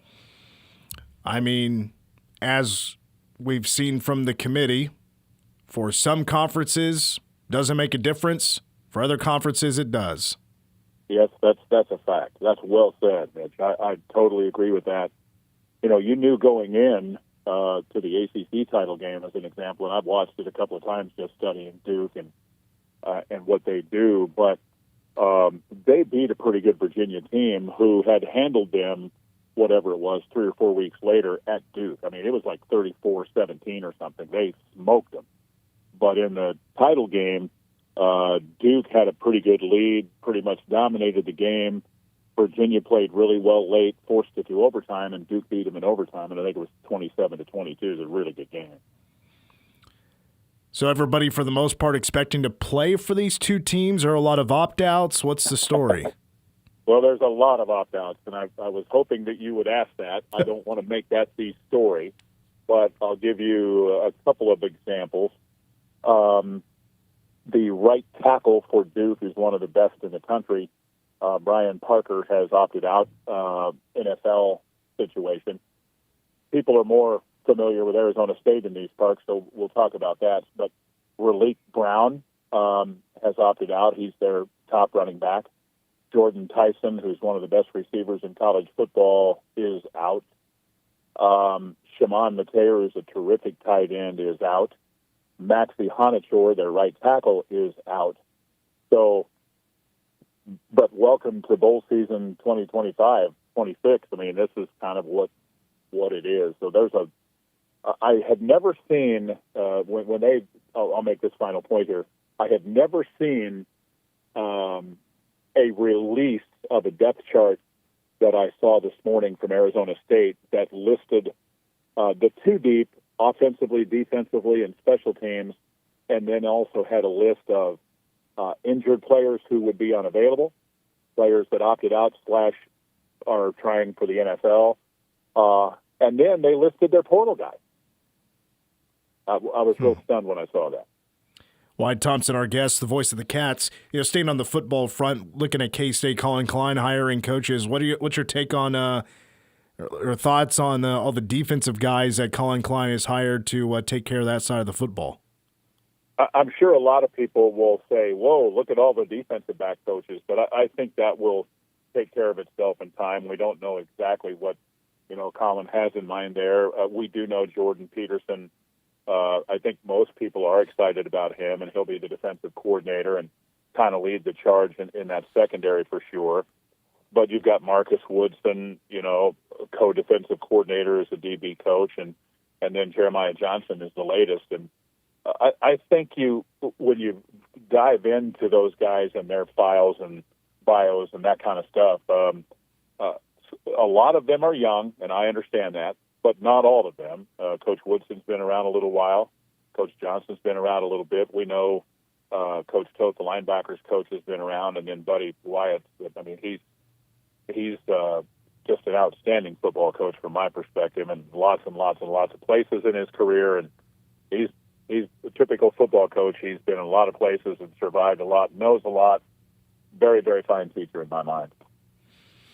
You got a feeling on what I know this is probably a really hard question to answer, but just based on the hires and bringing Jordan Peterson with him and seeing what Texas A&M did, could be pretty aggressive with the corners. You feel like Collin Klein wants to be an aggressive coach when it comes to how the defense plays? Oh, for sure. Yeah, to me that's an easy question to say yes to. I think time will certainly tell us this, but I think you could tell from his introductory press conference that he wanted to get into a scenario where K-State football is known for its physicality and toughness and those types of things. And I think you do that winning games at the line of scrimmage, but also just being tough in other places. Good tackling team, hits you hard, those types of things. And I think all of us are expecting to see that, don't you? I just believe that. Yeah, I mean, I think back as well as, if I'm were to compare all these coaches and where they came from, and, we got guys that have, a lot of them have coached at all kinds of levels and in different scenarios, but they all have a little something in common. They've been great on first down, fourth down. They get takeaways. I think just physicality kind of pours out of these resumes from what I've read. Yeah, talking about Duke a moment ago, when you said that, it reminded me they have a little note in their notes release packet that they were one of the best teams in college football this year in their conference in plus turnover margin at plus 16. But K-State was listed among those other teams, and they were plus 12 in turnover margin in the Big 12. So, yeah, I think I'd go into 2026 thinking if we're plus 12 in the conference play again and turnover margin, sign me up today. Yeah, I'll take it for sure. A couple of thoughts on K-State men's basketball because the non-conference is now done. They're 9-4. I know they were a bit sluggish, for a portion. I say the portion, it wasn't a blow. Let's put it this way: it wasn't a blowout that we expected against Louisiana Monroe, but no, it wasn't. Tell me about what you feel about this team right now heading into Big 12 play as number 10 BYU is coming into town on Saturday. Well, I think the easy thing to say here is there were moments when K-State played pretty good basketball, and I think that's probably being overlooked a little bit. But they also gave up a 22-6 run, and they had the game comfortably in hand and kind of took the foot off the gas, if you will, and allowed them to get back in the game. And I know Coach Tang and the staff was really disappointed in that. I mean, you can't do that. And in this particular case, I thought ULM did a really nice job of once they started to make a little run and got it down close to 10, you could see their body language and their effort really change, couldn't you? I mean, and they really thought, hey, we've got a shot here. And then they started, continued to make some shots, and all of a sudden, it's a 4-point game, and you're fighting for your basketball life there. So that should not have been the case, and they've got to try to improve from that.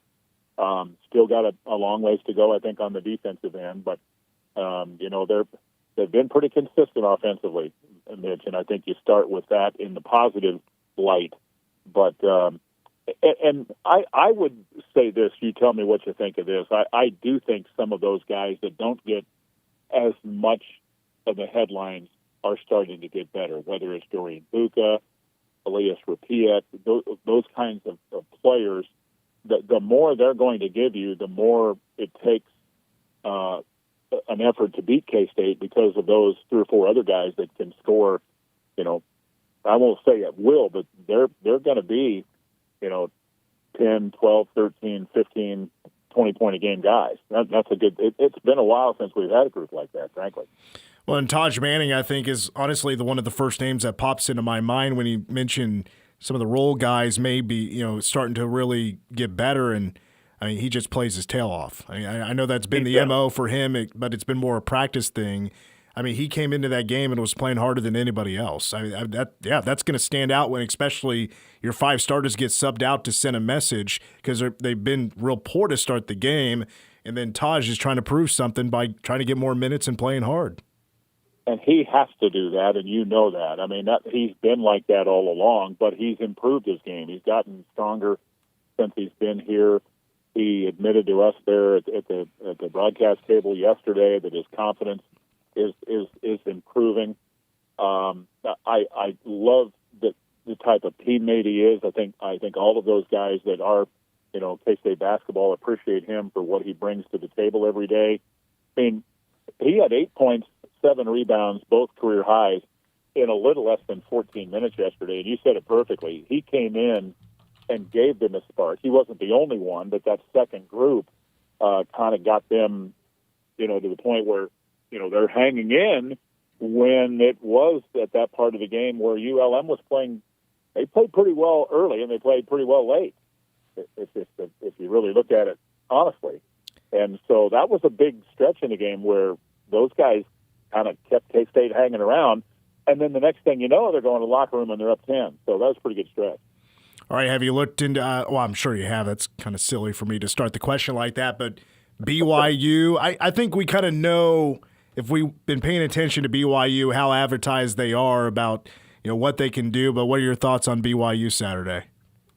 Well, I don't know if they're the best team in the league, but they're going to be among the best teams. I'll say that. And I think they have what I will describe as a lot of pieces. You have to start with A.J. DeBonsa, who is a spectacular talent at 6'9". I know it was Eastern Washington, but he had 30, 10, and 10 last time out and had 30 points in the game before that against Bethune-Cookman. Again, maybe not the best talent in terms of the competition, but he is an elite talent. And then they've got a big man in the middle in Keba Keita, and they've got a foreign flavor like so many do now, including K-State. But don't forget about Richie Saunders, man. I don't know what you think of him, but I think he's just kind of one of those junkyard dogs that does everything pretty well. I think he's kind of their Nate Johnson.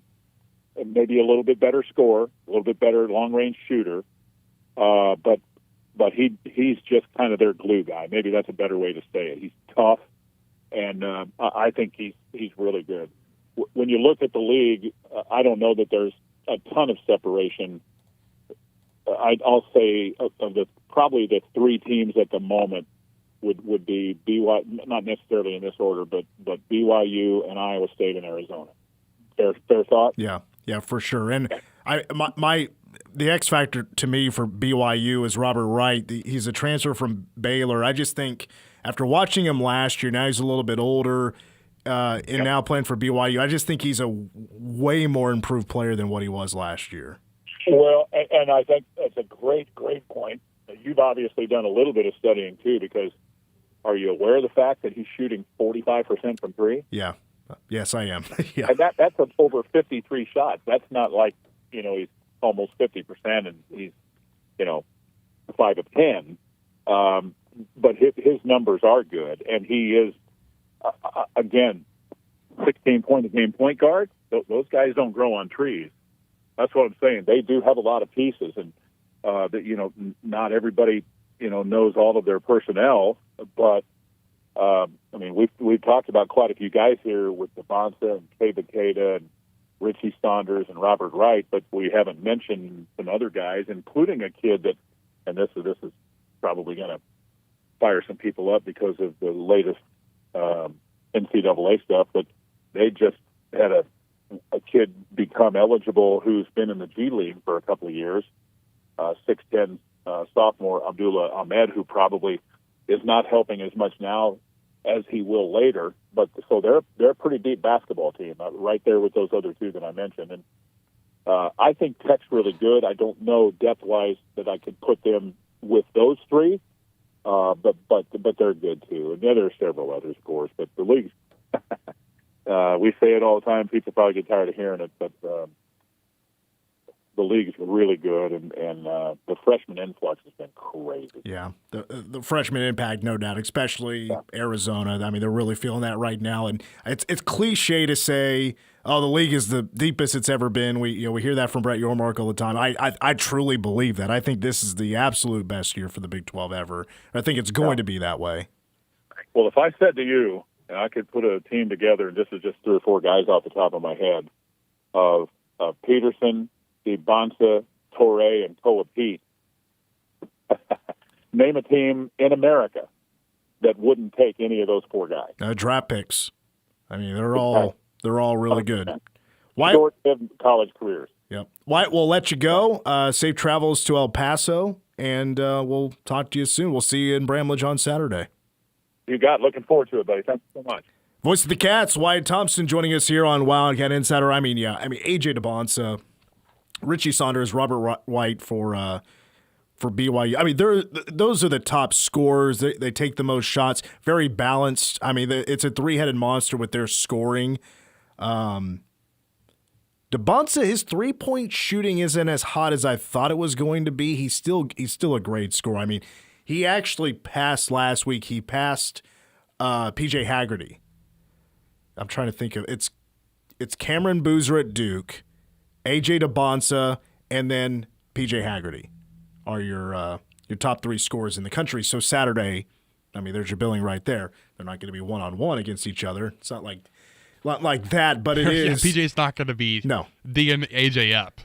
It is 2 of the nation's top 3 scorers in Bramlage Coliseum Saturday afternoon at 12:30. PowerCat Game Day, 10:30 in the morning. And on tomorrow's show, I'll be giving away a 4-pack of tickets and a parking pass to Saturday's game. When we come back, more on my thoughts on who Collin Klein has hired for defensive coaches and what that could mean when it comes to the identity or the goals for the identity of K-State's defense moving forward under head coach Collin Klein. That's coming up next. You're listening to Wildcat Insider. Grab your tux and little black dress, because we're putting on the Ritz for New Year's Eve. You don't own either of those. Phew, that's good because I was just about to tell you to leave them at home. Bottle Cap Sports Bar is throwing a super casual New Year's bash. Yep, just come as you are and don't dress up. They're breaking out your favorite games and doing giveaways all night from Burnett Tire, Vista Burger, Baskin-Robbins, The Fridge, and Wildcat Tire and Lube. Wear what you want and blow off the stuffy crowd this New Year's Eve at Bottle Cap Sports Bar, located on Wes Anderson across from Dairy Queen. Must be present to win prizes. Manhattan Broadcasting is an equal opportunity employer. In order to widely publicize our job opportunities and outreach programs and organizations that regularly distribute information to job seekers or refers candidates to employers, please contact us about our employment contact list to receive the most current information about station vacancies. For more information or to be added to the list, please contact Manhattan Broadcasting Company at 785-776-1350. Visit us at 2414 Casement Road in Manhattan, Kansas, or email front desk at 1350kman.com.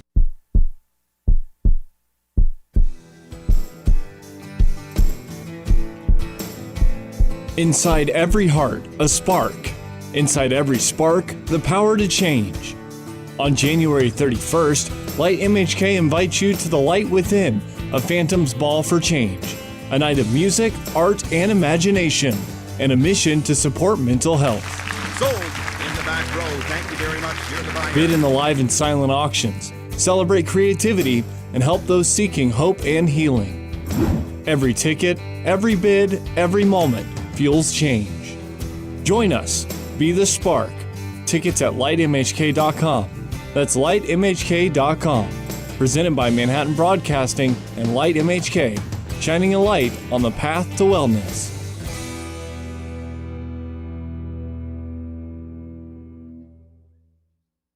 Standing at the edge of a rocky shore, you breathe in the cool, salty air, watching the sun disappear on the horizon. Across the globe, someone begins their day along a sandy beach, listening to the rhythm of the crashing waves. You each envision a world beneath the water, vibrant life in every imaginable form. Now, imagine it's all gone. What was once a place of wonder and beauty is now a dull, lifeless wasteland. Food, jobs, medicine, all gifts from the ocean, all gone. Time is running out to protect our oceans, and without our love, everything the oceans provide can and will disappear. It's our choice. Love it or lose it. Help protect our oceans. Visit World Wildlife Fund at wwf.org/love. Do you think you've been discriminated against at work or when applying for a job? Call the U.S. Equal Employment Opportunity Commission anytime, any day at 800-669-4000. It's unlawful for an employer to harass you or treat you differently because of race, color, sex, national origin, age, religion, pregnancy, or disability. The law also protects you against retaliation for complaining about discrimination. Again, the number to call is 800-669-4000. Equality at work, your right, EEOC's job. If you've missed the Kim Commando Show, you've missed a lot. Yeah, they forced Claude to unlearn all the information it got from the pirated technology. And it's a $1.5 billion landmark settlement. A reader from the current newsletter sent me a note. He put his name in. He made $6,000. That's crazy. Yeah, not bad for getting a free newsletter. America's digital goddess, Kim Commando.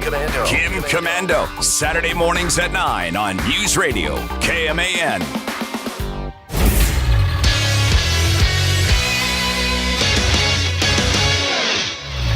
I'm Cole Dutchendorf with the Wildcat Insider Sports Update brought to you by Bottle Cap Sports Bar. After a 5-day holiday break, K-State men's basketball finished non-conference play on Sunday in Bramlage with a 94-85 win over Louisiana Monroe. PJ Haggerty scored 23 of his team-high 24 points in the second half.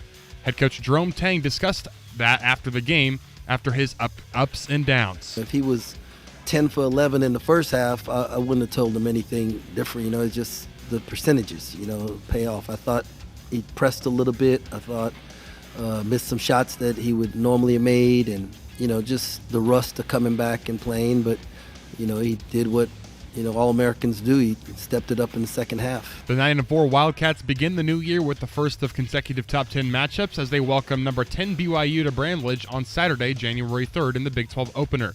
Tip is set for 12:30 p.m. Power Cat game day at 10:30 a.m. Kansas State football experienced more comings and goings over the Christmas holiday. Sophomore cornerback Donovan McIntosh announced that he would be staying with the program after reports surfaced that he was leaving, while sophomore defensive lineman Chidi Obiizer and senior defensive back Daniel Cobbs plan to enter the transfer portal. With those two expected entrants into the portal, the Wildcats have 21 players that are reported to be portal bound.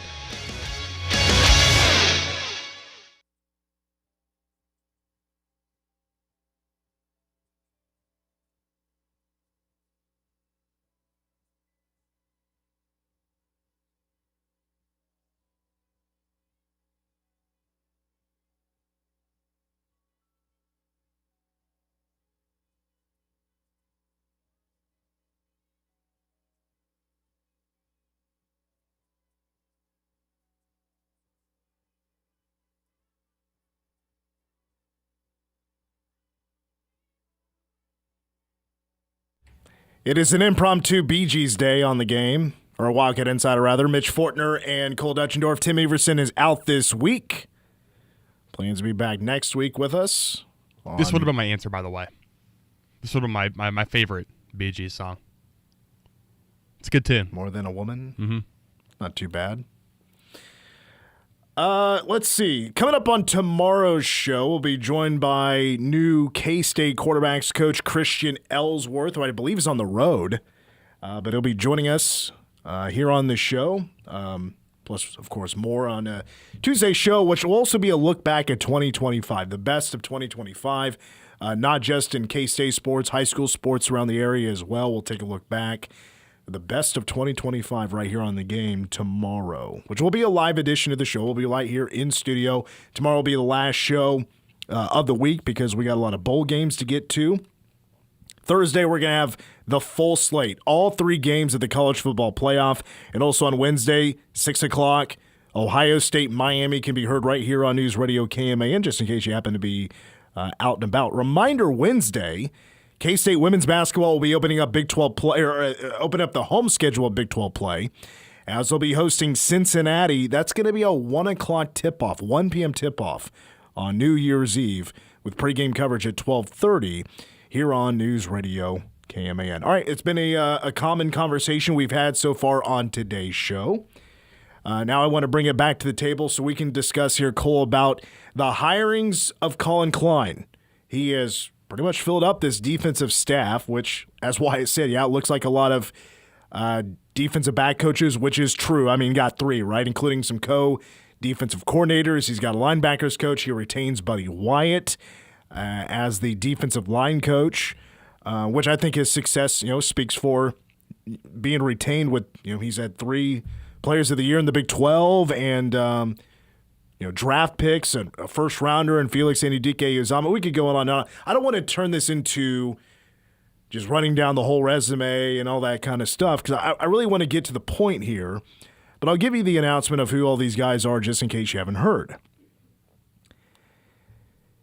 Jordan Peterson's going to be the defensive coordinator and defensive backs coach. You got Nick Toth, who's going to coach the linebackers. He'll replace Steve Standard. Marcus Woodson will be co-defensive coordinator and defensive backs coach.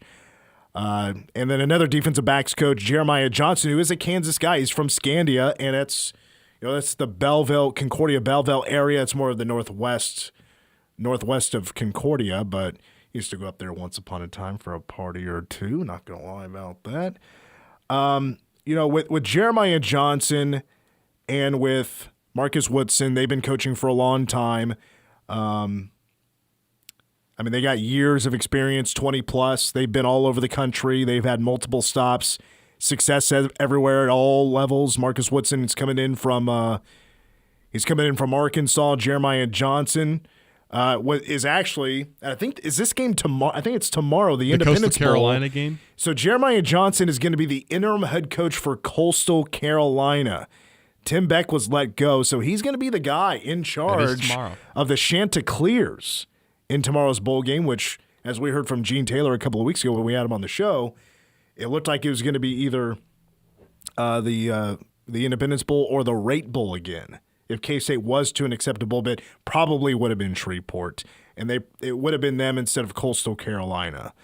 I think it was going to be Louisiana Tech, which is it's basically a home game for Louisiana Tech. But anyway, and of course, defensive coordinator Jordan Peterson comes in after a couple of years coaching with Collin Klein at Texas A&M. He was previously at KU. Well, I think I could go honestly on and on about Jordan Peterson because I loved his mentality with that A&M defense. I mean, just almost across the board was top 10 in the nation in so many defensive categories.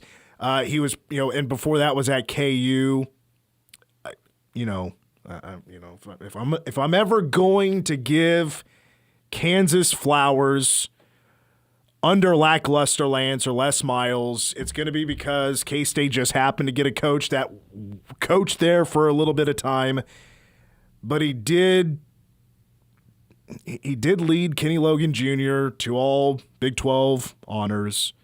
Melo Dotson, Kobe Bryant, those were his guys. As Mason said, he did recruit two of the best three players in Kansas history when it comes to the recruiting rankings to KU. And I mean, you want to talk about Texas A&M, which I know everybody's been talking about this. Jordan Peterson is a hell of a recruiter. I mean, he is coming in with a pedigree as a young coach that he is in his 30s as one of the nation's best recruiters. Because, just look at what he did at Texas A&M. He recruited like four-star guys to Texas A&M in this year's recruiting class. I mean, he'll go and get guys and then turn them into guys that are either going to meet or exceed expectations. And I think you could say that for a lot of guys at K-State. Collin Klein is hired for these position spots, right? And three defensive back coaches, I'm sure you could have a, corners coach, secondaries coach, things like that. But I think it's important to bring up Toth on this one as well, because at linebackers coaching, he's going to be a little bit overlooked in this segment a little bit. Not because he doesn't have a great pedigree or anything. I think he is a great coach. He is kind of like the seasoned vet of this group. I think he's been around a whole lot of places, been very successful. But he also, he mentored one of the best defensive players this nation has seen the last 5 years. And going back to his season at Oregon back in 2021, Kayvon Thibodeau. I mean, that name, if you follow college football closely, that name should ring a bell. Chuck McNarick Award and Bronco Nagurski Trophy finalists. I remember watching this guy play. He was a star at Oregon. He was an absolute stud. He went 5th overall in the NFL draft. Nick Toth got that guy ready to go for the next level. And he's been really good with the Giants, too. I mean, an absolute stud. I mean, that should not go as a shocker that Thibodeau is going to be a great player in the NFL. He's still young. I mean, he's only been in the league 3 years. Is that right? 3 years now? Something like that. I think he left college in 2022. Anyway, here's what I want to get at here. I'm not going to run down everybody's resumes, things like that. I wanted to mention a couple of things. But this goes back to what Collin Klein said, I believe could be the foundation that's being built. And it goes back to the introductory press conference of Collin Klein talking to the K-State people about what he wants K-State to be, and it goes to physicality. Some people like to visit physicality. We live there. And in how hard we will play, snap after snap after snap, week after week after week. I did a study just this week. You look at K-State's record in the month of November at the end of the season, off the chart. Why? It's because we're tougher. Now, I love Joe Klanderman. I think he's had some great defenses here. Could they have been better here down the stretch? Absolutely. I think there has been a level of physicality, but there's also been a level of, well, we heard it in press conferences of having to simplify things. And that, there's a lot of things that people could be annoyed about with press conferences, either the media not asking the hard-hitting questions or the coaches just getting repetitive with their coach speak. Nobody should ever like hearing we need to simplify things. Because, it seems like you just don't have a high IQ team and you can't execute on a high level. It's too much to handle. You can't play physical. Collin Klein wants to be a physical football team, and I absolutely agree with that, especially with bringing in Jordan Peterson, because if you look at Texas A&M, why they're one of the best defenses in the nation is because they're very good schematically. Scheming things up has been really top-notch, and they'll play with physicality. Their tackling was really good, one of the best teams in the country in tackles for loss. They take away the football. And what I also notice about all these defensive coaches being brought in, especially the defensive back coaches, they got a lot in common. They've been good on first down. They've been good on fourth down. They're really good at taking the ball away, and they play with physicality. Now, if you go back to the playoff game against Miami, that was a defensive battle. Miami got one big play that changed the entire game. Because all game long, I think Jordan Peterson, was obviously a big part of this, was drawing up a lot of very interesting things that A&M had been doing all season long. A lot of corner blitzes, a lot of exotic blitzes and stunts with the defensive line and very calculated things, pressing with the corners. Like, they were playing without fear, and they've played that way all year long. With the aggressive nature can come giving up some big plays. It happens. But it was one big play where Texas A&M got aggressive, and they just missed one fit. They had a great game against Miami, but just one mistake did cost them the game because, the offense didn't have a great day. Not even close. This goes back for me, if I want to make a comparison to Collin Klein's playing days, 2012. I'll throw 2011 as well, because 2011 from 10 to 11, complete change of the defense. It was just a different amount of success. It was night and day. K-State's defense from 10 to 11 went from like 102nd in the nation to 24th or something like that. It was a complete flip. It was way better. You brought in personnel from all over the place, from the JUCO ranks to some transfers like Arthur Brown was a game changer for K-State. At linebacker coming in from Miami, I believe Nigel Malone was a JUCO transfer. I'm not quite sure about that. But I want to get to the secondary because this is a secondary mindset of a segment on what they can be. K-State was really good at taking away the football. But the corners, I think, only had like 2 interceptions this year. But if you look back at the most recent memory I have of just elite defense was 2012. And I think what sent this over the top was the aggressiveness of the secondary. You had Randall Evans. You had Alan Chapman, Nigel Malone, Ty Zimmerman. I feel like I'm going to miss somebody. Dante Barnett is probably who I was forgetting. You got to throw him in the mix as well. You had 3 of your starting defensive backs with at least 5 interceptions. You saw Alan Chapman and Nigel Malone jumping routes. The simple curls are no longer simple. There's always the fear that they're going to jump the route. It's no longer an easy play of just what the defense is giving to you. They were fearless. They made plays. K-State was one of the best teams in the country this season, of taking away the football. That defense in 2012 had 8 more takeaways. Like, that defense back then would have led the country in multiple stats this year. So I don't know if it's just the nature of football these days. You're not seeing as much aggressiveness, if it could be just the speed of wide receivers, or it's just the way football is these days with talent. But I like the idea of what these coaches have done in years past, bringing this to K-State? Because you got teachers, you got mentors, you got guys that have been able to retain and develop players like we've seen with this recent coaching staff. But I think the next level is the aggressive nature of defense and be able to play with a higher level of IQ and execution. So really there's not a whole lot of evidence to say that's the way it's going to be right out of the gate. Because, again, it's about who your personnel is going to be. But at some point, I think it gets there. And I think at some point, defense could be in an open as elite again at K-State under Collin Klein. Those are days that Cole didn't know about until I've only got to experience via YouTube. K-State Classics with Cole last summer. I don't know if that's something you took away. I mean, it was. There were the couple of games. I mean, the West Virginia one is the one that sticks out from that season with, as you mentioned, I mean, just guys playing with reckless abandon and running around the field with their heads on fire, but also like in a controlled manner. Like, it's not chaotic to the point where people don't know where they're going in it, and these coverages are too exotic to where you're having to scramble to get everyone lined up in the proper manner. It's a controlled chaos, and that's what they played with in 2012. And if they can bring that kind of energy moving forward, I'd be okay with that.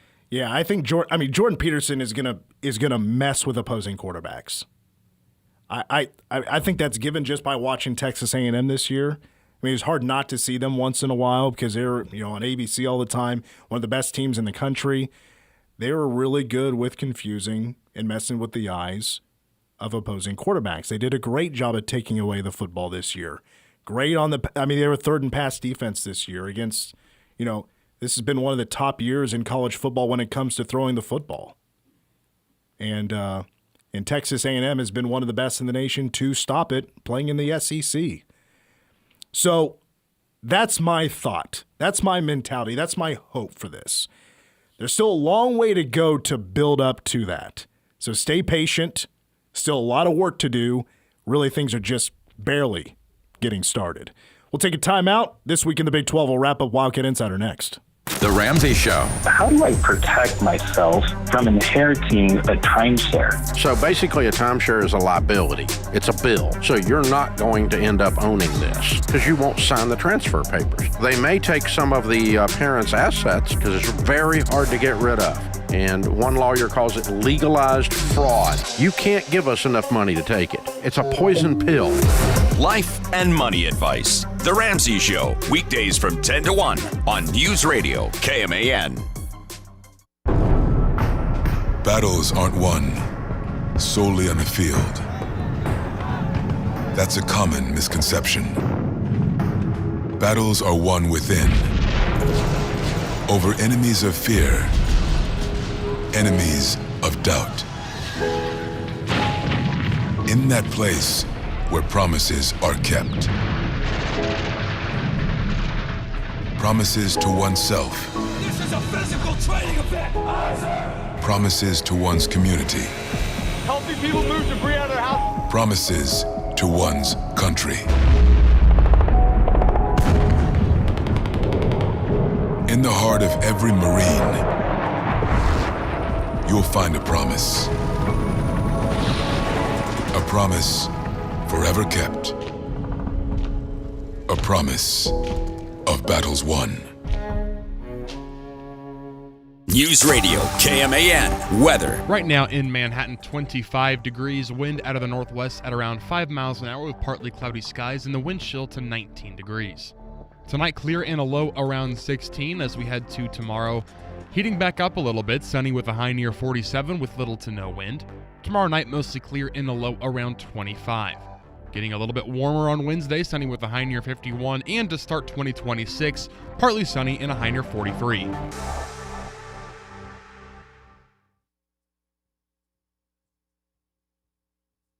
Yeah.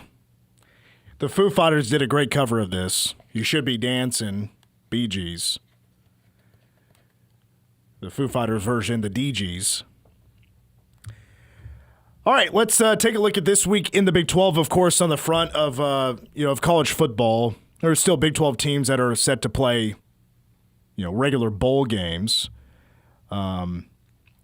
which The next one will be tomorrow. It's the Alamo Bowl, USC and TCU. That'll be tomorrow. Arizona, like Wyatt said, 1 o'clock on CBS, Arizona State Duke. Wyatt's going to be doing a radio call of that. That's the Sun Bowl, the Tony the Tiger Sun Bowl. That'll feature Arizona State, Utah without Kyle Whittingham taking on Nebraska. That'll also be on Wednesday. That's New Year's Eve at 2:30 on ESPN. But the college football playoff, it's Texas Tech and Oregon. Oregon is the only team that is a lower seed, but the favorite to win the game by 2.5 points. I really don't get it. I don't think people understand how good Texas Tech is, and I really hope that they can prove some people wrong. We need Texas Tech to go on a run here, folks. We really do, in a bad way. When it comes to basketball, Big 12 play officially gets underway Friday on the men's side. That is number 3, Iowa State hosting West Virginia at 8 o'clock on ESPN2. And then really let the games begin this Saturday. Of course, K-State, BYU, 12:30 tip. That's going to be televised on CBS. But right here on K-Man and also on 101.5 K-Rock, the radio call with Wyatt and Stan. Power Cat Game Day starts 10:30 in the afternoon. People don't forget. Power Cat Game Day. Get that breakdown. 10:30 in the morning. 10:30 in the morning. What did I say? Afternoon. 10:30. Yeah, 10:30 in the morning. I do that sometimes. But you have Oklahoma State at Texas Tech. That's a one-loss Oklahoma State team. Even though I don't think they're that great. But they're at number 15, Texas Tech. Houston has Cincinnati. That should be a 30-point win for Houston. KU at UCF. They lost there once upon a time. Baylor at TCU's on TNT. Number 1, Arizona at Utah. Colorado at Arizona State. I don't expect Colorado rather just lost to Northern Colorado. I'm not expecting a whole lot of competitive games here. There's going to be better slates down the road, but it's a good appetizer for what's to come. In Big 12 play, there are no top 25 matchups. But I will say everything tips off in a 3.5-hour span. It's going to be a wild day of basketball, for sure. There's a lot. I should say a 4-hour span. We're jumping right into it. Everything tips off almost at the same time. All right, that's going to wrap it up for Wildcat Insider. We're back for 2 hours tomorrow. New K-State quarterbacks coach Christian Ellsworth will be joining us. And also a look back at the best of 2025 of K-State and high school sports. Until then, for Cole, I'm Mitch. Go Cats. Getting you closer to the locker room than anyone else. This is Wildcat Insider. Wildcat Insider, an exclusive presentation of the flagship station of the K-State Sports Network. News Radio 1350, KMAN. At Stormontville Health, our patients are our neighbors and our communities our home. We invest